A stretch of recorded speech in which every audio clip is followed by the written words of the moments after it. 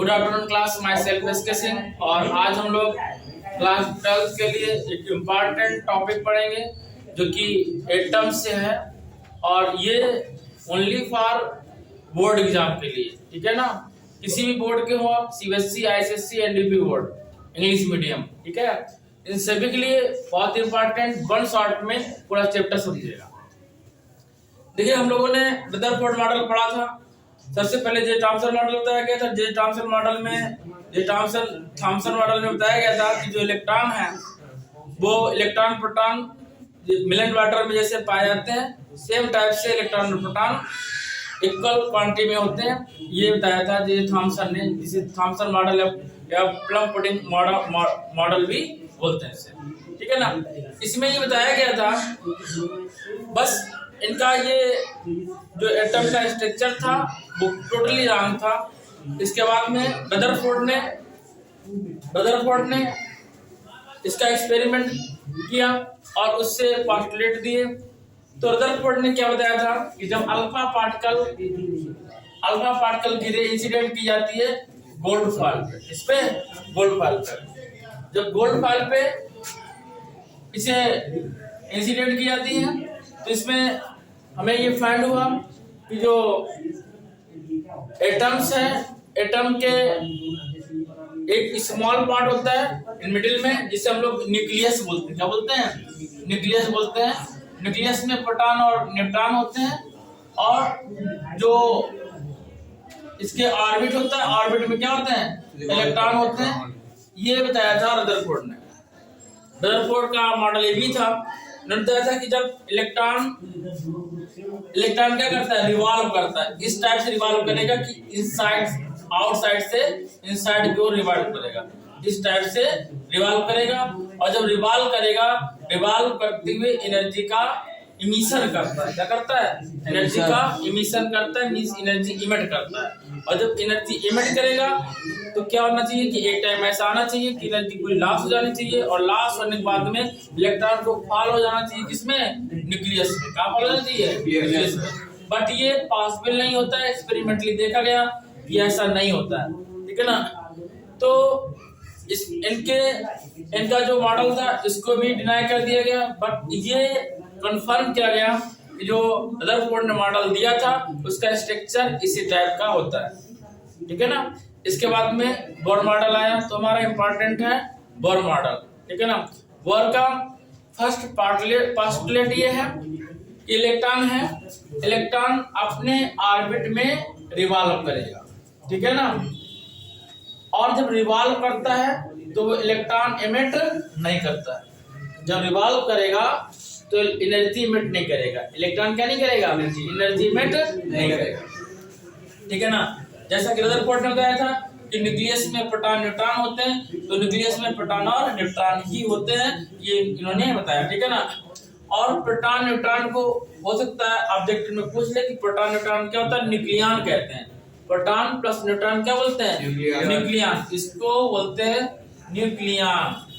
दोनों प्रोटॉन और plus neutron को सामूहिक रूप से न्यूक्लियन कहते हैं, और इसको ये इनसाइड का पार्ट है, इसे न्यूक्लियस कहते हैं, ठीक है ना। रदरफोर्ड ने बताया था कि जो टोटल एटम का टोटल वेट होता है वो कहाँ होता है? न्यूक्लियस में होता है, ठीक है। मास कहाँ होता है? मास न्यूक्लियस में होता है। टोटल मास कहाँ होता है? न्यूक्लियस में होता है, ठीक है ना। अब देखिएगा, इसके बाद में सेकेंड पोस्टुलेट था कि कौन सा इलेक्ट्रॉन किस ऑर्बिट में रहेगा, वो कैसे डिसाइड करेंगे, ठीक है ना। वो एंगुलर मोमेंटम के अकॉर्डिंग डिसाइड किया जाता है। कैसे डिसाइड करते हैं? एंगुलर मोमेंटम के अकॉर्डिंग डिसाइड करते हैं। और इन्होंने क्या बताया था, अब यहाँ से हमारा स्टार्ट होगा।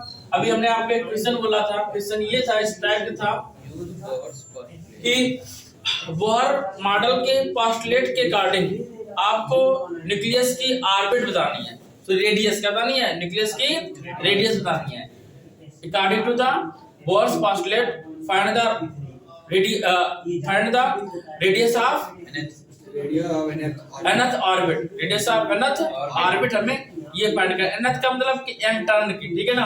अब क्या है, जैसे कोई एटम है उसमें कई सारे ऑर्बिट है, ठीक है ना।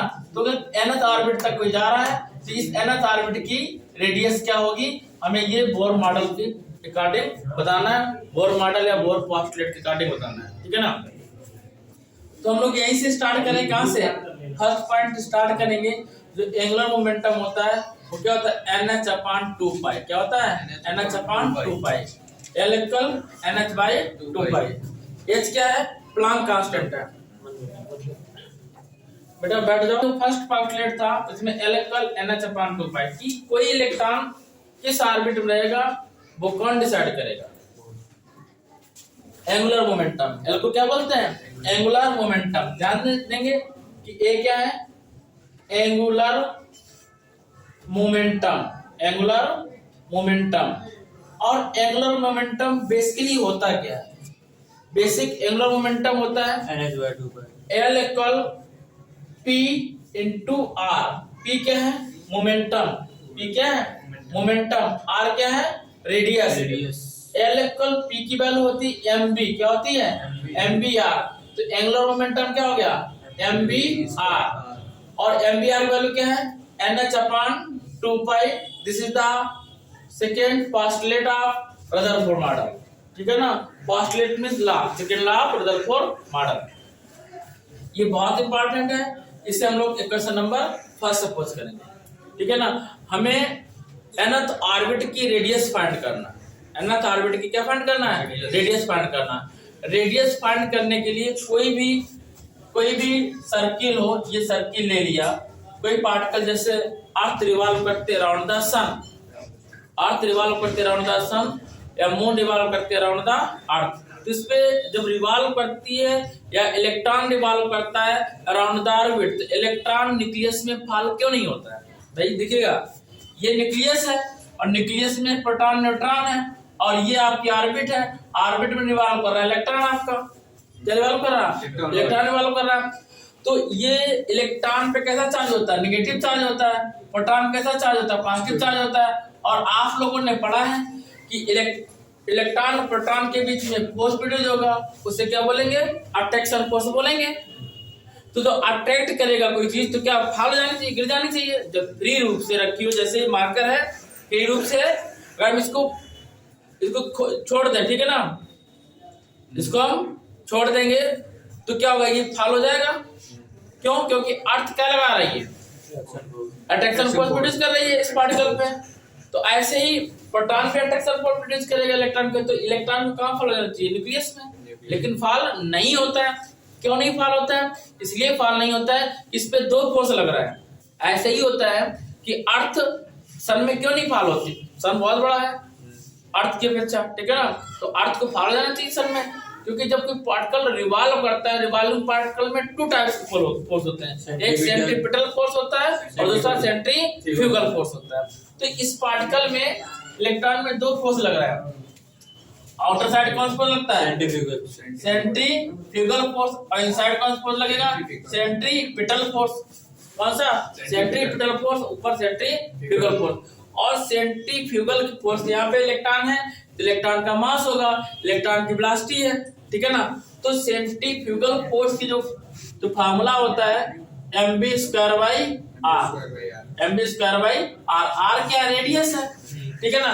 और जो सेंट्रीपिटल फोर्स होगा वो कूलॉम फोर्स प्रोड्यूस करेगा। कूलॉम फोर्स क्यों प्रोड्यूस करेगा, क्योंकि इलेक्ट्रॉन है प्रोटॉन है और इलेक्ट्रॉन प्रोटॉन के बीच में कूलॉम फोर्स प्रोड्यूस होता है। और कूलॉम फोर्स को ही क्या बोलेंगे, सेंट्रीपिटल फोर्स। और कूलॉम फोर्स था क्या, F equal 1/4π epsilon naught Q1 Q2/r²। यहाँ पे F equal 1/4π epsilon naught, Q1 value क्या है, ये Q1 यहाँ पे एटॉमिक नंबर Z और क्या लेंगे Ze, क्या लेंगे Ze, ठीक है ना। और क्या लेंगे Q2 के लिए electron into E/r², Ze into E/r²। अब आप लोग सोच रहे होंगे यहाँ तो प्रोटॉन था, इलेक्ट्रॉन को लिख दिया। देखिएगा जो प्रोटॉन की वैल्यू होती है 1.6 इंटू 10⁻19, वही प्रोटॉन की भी होती है 1.6 इंटू 10⁻19। यदि पॉजिटिव है वैल्यू तो प्रोटॉन है, नेगेटिव है तो इलेक्ट्रॉन है, दोनों की वैल्यू सेम होती है। तो हम अगर इस पे प्लस लिख दें, इस पे माइनस लगा दें तो प्रोटॉन इलेक्ट्रॉन हो गया हमारा, ठीक है ना।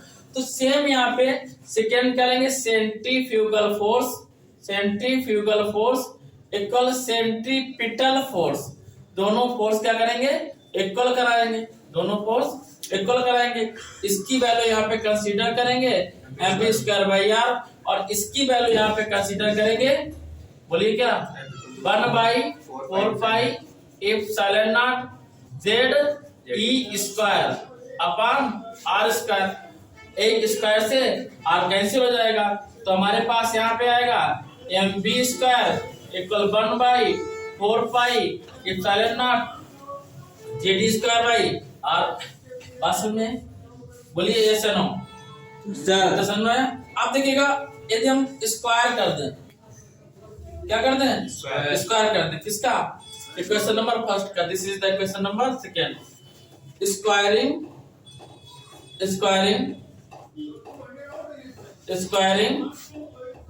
Equation first, then we get क्या, m² b² r², m² b² r² क्या आएगा, ns/2π, n²h²/4π²।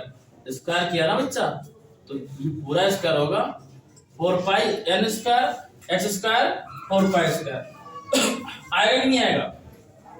अब देखिए इसमें हमें क्या करना है एक सेकंड में, कि इधर भी m से मल्टीप्लाई करा दो, इधर भी m से मल्टीप्लाई करा दो। इधर m से मल्टीप्लाई कराएंगे, इस साइड m से मल्टीप्लाई कराएंगे। ये इक्वेशन थर्ड सपोज कर लो, और यहाँ पे इक्वेशन थर्ड, अभी इसको हम लोग ऐसे भी लिख सकते हैं कि m² b² इक्वल n²h² 4π² और r²। आएगा ये। अब हम लोग क्या करेंगे कि यहाँ पे इसे इक्वेशन थर्ड सपोज कर लो, इक्वेशन सेकेंड में in second equation both side multiply m,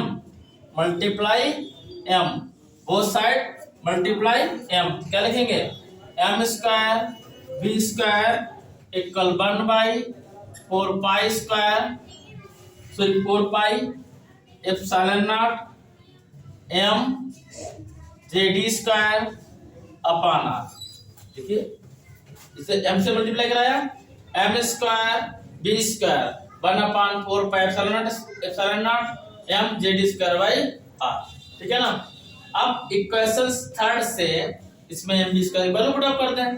by equation third से जब वैल्यू पुट अप करें क्या आएगा, n² h² 4π² r² 1/4πε0 m ZE²/r। पाई से एक पाई कैंसिल होगा, r से एक r कैंसिल हो गया, ठीक है ना। अब हम लोग 4 से 4 कैंसिल कर सकते हैं, r को उठा के उधर ले जाओ, तो r इक्वल n²h² और इंटू ε0 आएगा, n²h²ε0। और जो वैल्यू बचेगी वो कहाँ जाएगी, अपान में, यार के साथ वाला कहाँ जाएगा, अपान में। क्या आएगा, पाई आएगा, m आएगा, ZE², क्या आएगा, पाई m ZE²।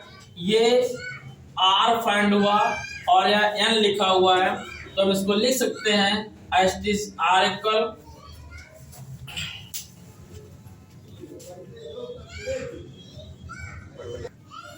हम लोग लिख सकते हैं इसमें r इक्वल h²ε0 अपान पाई m ZE²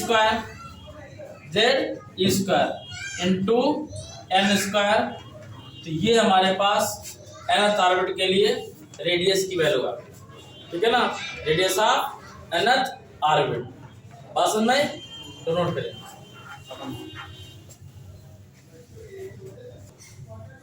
इक्वेशन थर्ड हम कर चुके थे।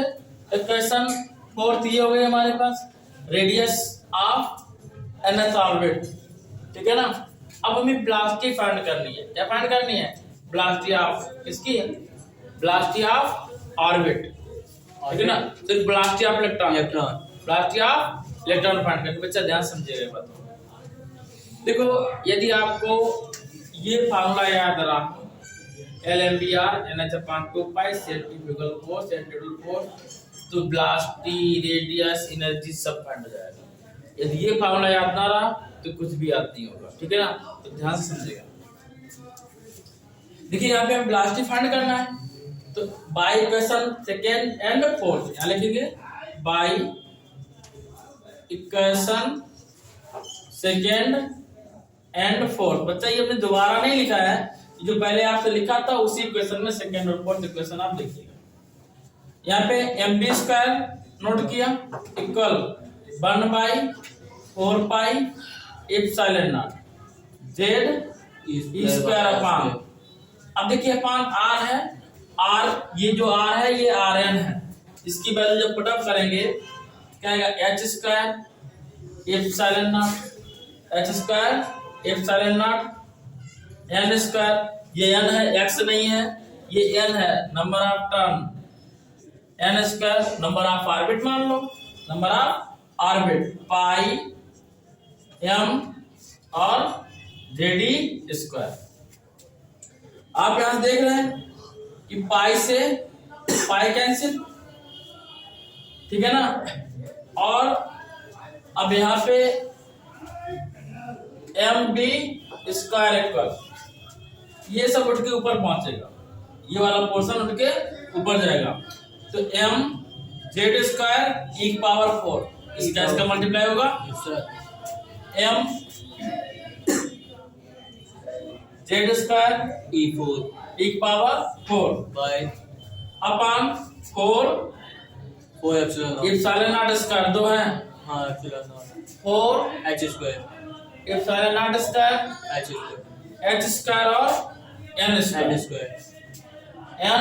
स्क्वायर हमें फाइंड करनी है वेलोसिटी, m से m कैंसिल, तो v square equal z square एक power 4 epsilon naught square h square n square, तो v इक्वल आएगा z e square z e square 2 epsilon naught h n। ये हमारे पास वेलोसिटी आ गई है, कौन सी nth, कौन सी nth वेलोसिटी, वेलोसिटी फाइंड हुई। अब हम लोग आगे बढ़ते हैं। नेक्स्ट हमारा है काइनेटिक एनर्जी। क्या काइनेटिक एनर्जी? तो काइनेटिक एनर्जी क्या होती है आपको पता है? K equal to half mv square. Kinetic energy equal half mv square, यानी तो Vm kinetic energy half m value put up कर देंगे v स्क्वायर, बच्चा bn नहीं, ये bn ये b स्क्वायर m की, तो क्या z स्क्वायर एक power 4 upon 4 epsilon naught square h square और n स्क्वायर, तो काइनेटिक एनर्जी कितनी आई 1/8 m z स्क्वायर एक power 4 epsilon naught square h square 1/n square. This is the kinetic energy. ये कितना सिंपल है, फाइंड करना है काइनेटिक एनर्जी, ठीक है ना। अब हमें फाइंड करनी है पोटेंशियल एनर्जी। नेक्स्ट क्या है, पोटेंशियल एनर्जी फाइंड करना है। इसी में पोटेंशियल एनर्जी, तो व्हाट इज पोटेंशियल एनर्जी सबको पता है कि वर्क इक्वल होता है। वर्क क्या होता है, देखो हम लोग ने पढ़ा था फर्स्ट चैप्टर में इलेक्ट्रिक पोटेंशियल में कि V इक्वल क्या होता है, V का होता है W/Q होता है। तो W इक्वल क्या आएगा V इंटू Q। V क्या होता है 1/4 पाई एप्सिलॉन नॉट Q/R। ठीक है ना, आगे जगह आर लिखना है बस केवल, और सेकेंड Q।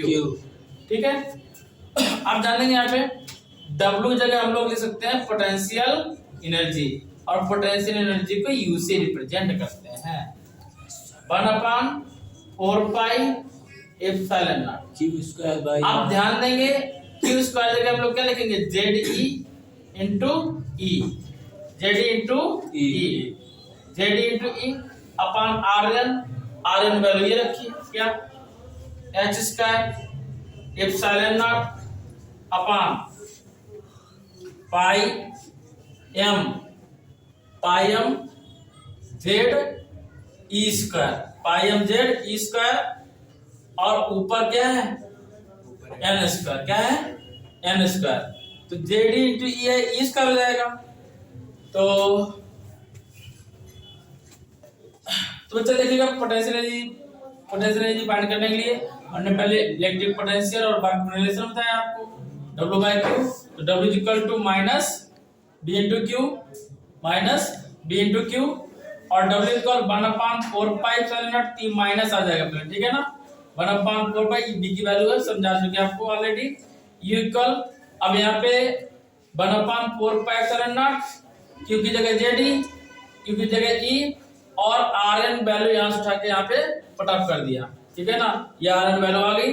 जब इसको सॉल्व करेंगे पाई से पाई कैंसिल होगा, और 4 ये है तो 1/4 लिया, m ऊपर पहुंचेगा m, और ये ZE² और अपॉन ZD², तो Z² एक पावर 4, और क्या है H² epsilon naught square 1/n²। लेकिन किसमें होगा ये पोटेंशियल एनर्जी माइनस होगी। देखिए this is the kinetic energy, this is the potential energy.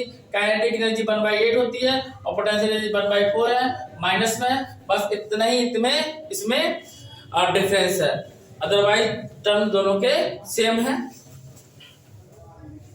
देखिएगा हम लोग फाइंड करेंगे टोटल एनर्जी। देखिए हम लोग फाइंड करेंगे टोटल एनर्जी। टोटल एनर्जी होती है potential energy plus kinetic energy. Potential energy क्या है अभी हम लोगों ने फाइंड करी, पुटअप कर दिया, और काइनेटिक एनर्जी क्या है यहाँ से उठाया पुटअप कर दिया।